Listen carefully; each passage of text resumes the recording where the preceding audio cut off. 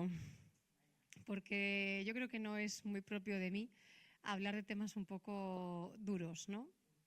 Sin embargo, por más que he pensado en cambiar, por más que he pensado en expresarlo de otra forma, no lo he conseguido. Así que vengo con un asunto, bueno, lo que hay. Todo ha empezado pensando en que comenzamos un año nuevo litúrgico. Ya estamos en Adviento, comenzamos la segunda semana. El año litúrgico, pues como todos los años, es decir, como el año civil, como es todo cíclico, ¿no? Llega la primavera, el verano, otoño, invierno, llega el curso, las vacaciones, no sé cuánto, y llega el Adviento, la Navidad, un tiempo ordinario. Empezamos con la Cuaresma, que acaba con la Semana Santa, que llega a Pascua y otra vez tiempo ordinario hasta que volvemos al Adviento con la fiesta de Cristo Rey, ¿no?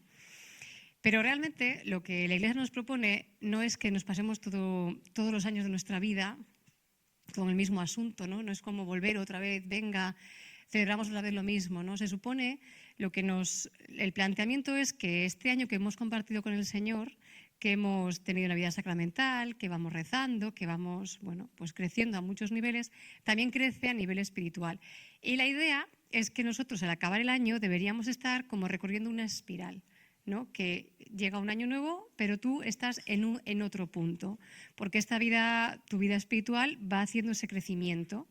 Es como el colegio, o sea, tú empiezas en primero y si todo va bien, luego empiezas en segundo.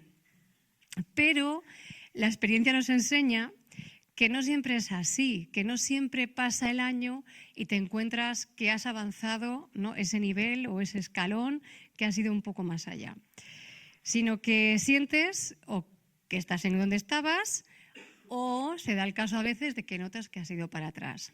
Por lo menos esa es mi experiencia. Siempre me pregunto si solo me pasa a mí. Pero bueno, también creo que hay muchos motivos para que eso sea así. O sea, hay muchas cosas por las que pueden hacer que este año sientas que no ha habido ningún avance, ¿no? Esas cosas a veces son externas, no dependen de nosotros, no es todo asunto nuestro. No es cuestión de que si tú lo has hecho todo bien, entonces todo va a haber ido bien. A veces no es así. Pero hay veces que es cierto que nosotros decisiones, comportamientos hacen que no nos dejemos crecer, que no nos dejemos avanzar. Y es ahí donde quiero ir. Quería pensar en algo que pudiese compartir, que sirviera para, si estás en esas circunstancias en las que tú mismo te has echado para atrás, te sirviera para levantarte y para intentar hacer ese salto en tu vida. Es verdad que a veces, o sea, nosotros, el ser humano es un todo, no solamente es el cuerpo, no solamente es el espíritu, ¿no? Hay muchos factores que entran. Pero yo te quiero hablar si tú eres consciente de que no lo has hecho bien. Si tú eres consciente de que esto no tendría que haber sido así. No sé cómo ha sido tu año. El mío ha sido muy fastidiado. Pero se lo decía a mi madre, digo, ¿qué año más complicado? Y me decía mi madre, el año pasado decíamos lo mismo. Digo, sí, la vida está complicada. Bueno, pero aún así, con las ganas de intentar salir adelante y subir, ¿no? Otro peldaño más. Quería pensar en qué cosas nos han lastrado o nos lastran en la vida. Y para eso os voy a apoyarme en dos historias que os las sabéis. O sea, no voy a contar aquí ninguna, no he ideado nada, he cogido las ideas de otros. La primera historia es el cuento de Navidad de Dickens. ¿Os lo sabéis? Meche, esa cara. ¿Os la sabéis? Es la historia de Ebenezer Scrooge, ¿no? Ebenezer Scrooge es un señor mayor que pues está amargado el hombre, ¿no? Y la historia te dice, el cuento, las películas te dicen, era la víspera de Navidad, o sea, Nochebuena. El día de la Nochebuena, él se va a su casa enfadado y se le aparecen fantasmas. ¿Cuántos fantasmas se le aparecen? 4. Sabía yo que no sabéis saber la respuesta. Hay más. ¿Cómo empieza el libro? ¿Cómo empieza la historia en el libro? 3 palabras. Marley estaba muerto. Así comienza la historia. Entonces te cuenta que Scrooge entró a trabajar. Scrooge es prestamista, o sea, no se puede tener peor trabajo. Y entra a trabajar cuando es más joven en una oficina de préstamos, digo yo, que se llama Marley y no sé quién. Pero no sé quién, cuando se muere, Scrooge prospera y acaba siendo Marley y Scrooge, ¿no? Y la noche de Nochebuena, el primero que se le aparece es Marley. Y lo que más me llamó la atención cuando leí la historia es que la primero que me llamó la atención fue que Scrooge reconoce a Marley. Cuando aparece, dice, Marley, ¿eres tú? ¿No? Y lo siguiente que me llama la atención es que le dice, otra parte le dice, ¿por qué llevas esas cadenas? ¿De dónde, quién te ha puesto esas cadenas tan pesadas?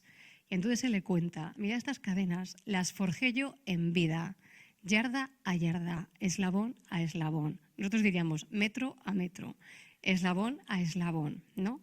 Y le dice, hace 7 años tus cadenas eran igual de largas que las que llevo yo. Entonces, Marley, no se sabe por qué, pero bueno, buscan que Scrooge se redima, ¿no? Y es cuando le aparecen los 3 fantasmas. Pero cuando tú ves la historia, es verdad que el fantasma tiene unas cadenas que ves, ¿no? Scrooge ve esas cadenas, pero tú ves la historia de Scrooge y dices, las cadenas ya las tienes, no las verás, no harán ruido cuando andas, pero la vida de Scrooge es miserable. Y ya está cargando con esas cadenas. Esas cadenas que cuando se mueran las verá todo el mundo, por lo visto, él ya las está cargando. Entonces, mi primera reflexión es cuánto tiempo dedicamos, cuántos esfuerzos en forjar nuestras cadenas. Yarda a yarda y eslabón a eslabón. ¿Cuánto tiempo de tu vida, cuántos pensamientos, cuánto lo que sea, dedicas a esas cadenas? Hay cadenas muy largas y muy pesadas y muy gordas y hay cadenas pequeñas. Hay actitudes, hay hábitos, hay cosas, pero son cadenas, al fin y al cabo. Esa era mi primera reflexión. Ya os digo que es que lo de hoy es un poco... Bueno, y la segunda historia es la historia, otra novela que a mí también me fascina, que es El retrato de Dorian Gray, que no sé si lo conocéis. Hay peli, pero me han dicho que la película es bastante dura. Yo no la recomiendo, ¿eh? Recomiendo el libro, sin lugar a dudas. Bueno, la historia de Dorian Gray, el del retrato, comienza, hay un señor que es un tío adinerado, es como el típico inglés que te cuentan en los libros, que se dedican a ir a merendar a casa de Lady no sé quién, y tú no sabes de qué trabajan, pero se pasan el día merendando y visitándose, ¿no? Y este señor va a ver a un amigo suyo que es pintor.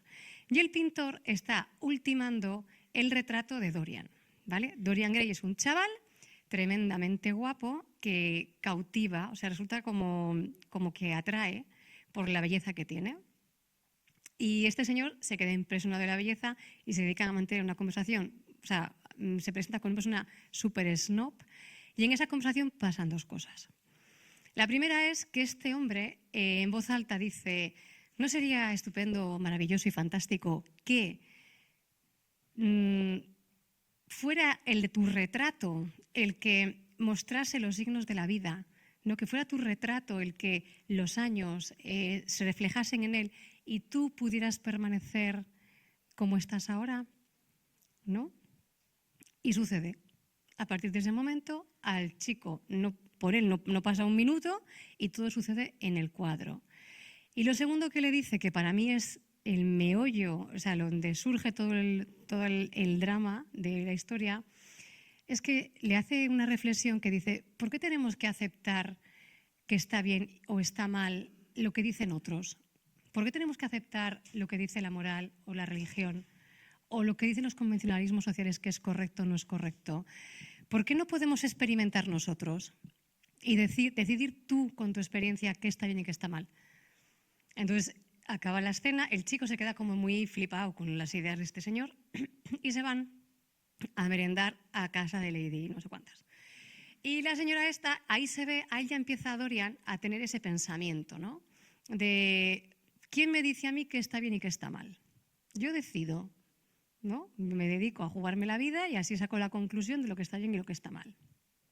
Bueno, ¿por qué me parecía importante. Bueno, la primera vez que Dorian mete la pata, que parece ser que ha estado con una chica, porque el libro es tremendamente elegante. O sea, el libro en ningún momento te cuenta cosas muy turbias, pero por visto la película sí, por eso os recomiendo el libro.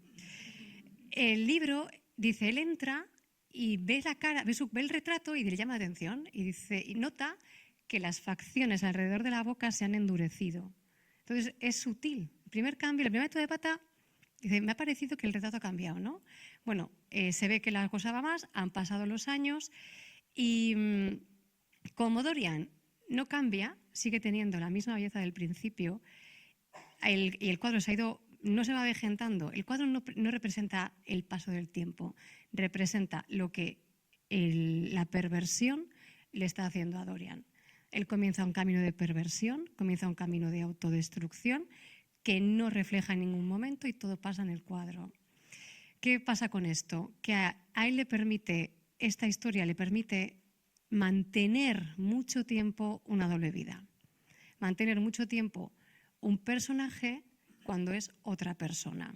Porque la gente no lo cree. Porque él sigue reflejando la inocencia del primer día. Entonces, todas las historias que se van oyendo, que se va contando, la gente no lo cree.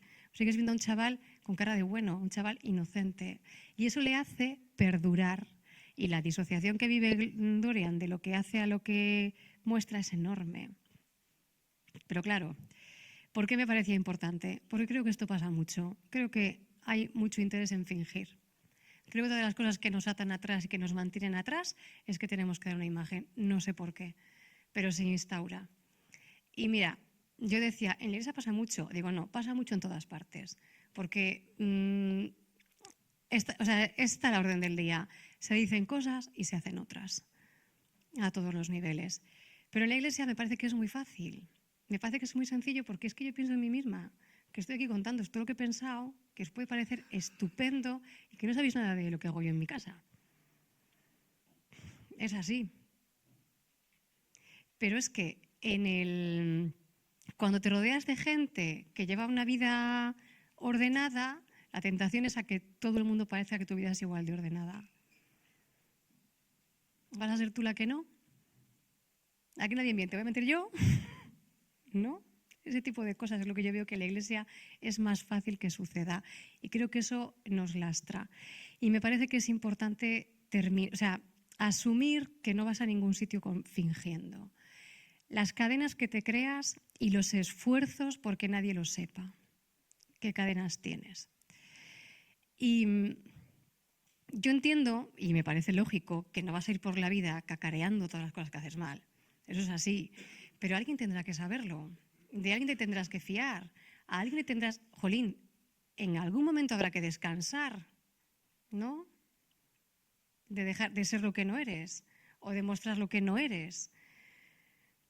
Entonces, a Dorian la parte mala es que nadie sabe lo que hace, pero la parte buena para mí, lo que yo veo que es positivo, es que él tiene como un termómetro instantáneo de cómo le está yendo, porque él tiene el retrato y en el retrato él está viendo cómo está siendo su alma, hasta tal punto que empieza a obsesionarse con redimirse, empieza a pensar que a ver cómo vuelve esto para atrás. ¿Cómo hace él? Pero claro, ya su depravación es tal que no tiene solución. Claro, cuando tú intentas redimirte a ti mismo es imposible. Nadie ha venido a este mundo a ser el redentor de nadie, ni siquiera de uno mismo. Eso no va a funcionar así. Claro, yo pienso, jolín, si tuviese, pudiese mirarme al espejo y decir, oye, voy bien, oye, voy mal, ¿no? Pues podrías hacer cosas, pero lo podemos hacer porque es el Señor el que nos redime, no porque somos nosotros, porque con nuestras fuerzas no se puede. Llegado a este punto, en el que tienes unas cadenas, en el que tienes unas máscaras y en el que quieres dejarlo todo atrás, yo pensaba, necesitas humildad. Humildad. Para ser capaz de romperte, para ser capaz de aceptar que no tienes ni idea de cómo se hace esto. Que si tu sistema funcionase, ya habría funcionado. Luego, si no ha funcionado ya, no va a funcionar, porque ya lo habría hecho. ¿De acuerdo? Entonces te tienes que bajar del burro. Hay que aceptar que no sabes por dónde van los tiros. Yo tuve esa experiencia. Yo tuve la experiencia de decir, bueno, ya queda claro que no sé lo que estoy haciendo. Voy a buscar a alguien que sepa. Y cuando encuentres a esa persona que sepa, agradece. Agradece. ¿Por qué tienes que obedecer? Y la gratitud y la humildad son fundamentales para obedecer. Mientras sigas pensando que no es tan malo lo que haces, que no es para tanto, que no sé qué, que no sé cuánto, a pequeña que sea tu cadena, no la vas a poder soltar. Y el precio, el precio de la renuncia es alto. O sea, para poder dejar eso atrás vas a pagar un precio alto. Pero es que ya lo estás pagando. O sea, no hacerlo, ya lo estás pagando. Y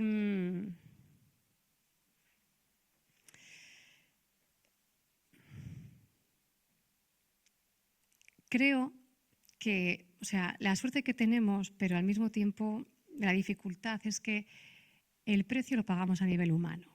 O sea, es decir, cuando tú has llegado a un... O sea, si las cosas no las estás haciendo bien, puede que el coste humano sea alto. Puede que dejes gente atrás.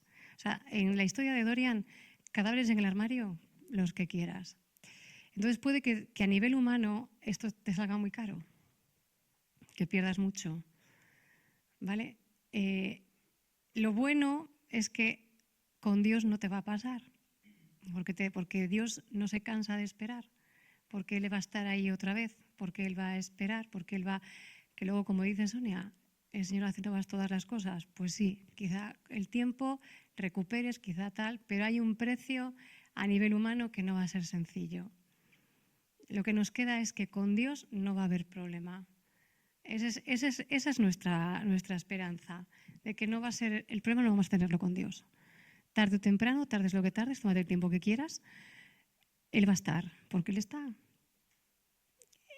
Sopesa cuánto quieres que te cueste algo en otro nivel y confía que el Señor todo lo puede, ¿no? Eso es lo que nosotros creemos. Y para terminar, y a ir un poco ya más en mi línea, en algo que me siento más cómoda, porque creo que al final es lo que decimos siempre, cada uno habla de lo que hablamos cada uno de lo mismo siempre. Yo pensaba que a mí me gusta mucho hablar de la historia de salvación personal que tenemos con Dios. Es mi tema, diría yo, ¿no? La historia de salvación. Y yo creo que hay muchos días de salvación en la vida de la gente. Yo creo que en tu vida de fe, el día que conociste al Señor fue un día de salvación. El día que fuiste consciente de tu miseria y te quebrantaste fue un día de salvación. El día que una situación mala se puso a la luz y lo pasaste mal, pero saliste de ella, fue un día de salvación. El día que sentiste la misericordia de Dios fue un día de salvación. Todavía nos pueden quedar muchos días de salvación por delante y muchos días de redención por delante. Y pensaba en Enrique, porque Enrique en su historia de conversión cuenta que en Sion, que rezaban delante del Santísimo, un día leía una carta de San Pablo, creo que es, la que dice, hoy es el día de la salvación. Y claro, decía, volvías al día siguiente y te volvían a decir, hoy es el día de la salvación. Volvías al día siguiente y hoy es el día de la salvación. Cualquier día puede ser el día de la salvación, ¿de acuerdo? Y espero haberos ayudado. Entonces, quiero terminar con un versículo. La verdad es que el tema me daba para mucho, pero es que me he visto con un tono que no quería perdurar demasiado. Digo, terminamos pronto. Y hay un versículo en el Adviento que yo creo que hila con un poco lo que decía Luis Pri de la semana pasada y que podría servir para esto, ¿no? Y es, alégrate Jerusalén, que tu salvación está cerca. ¿De acuerdo? Entonces, termino aquí.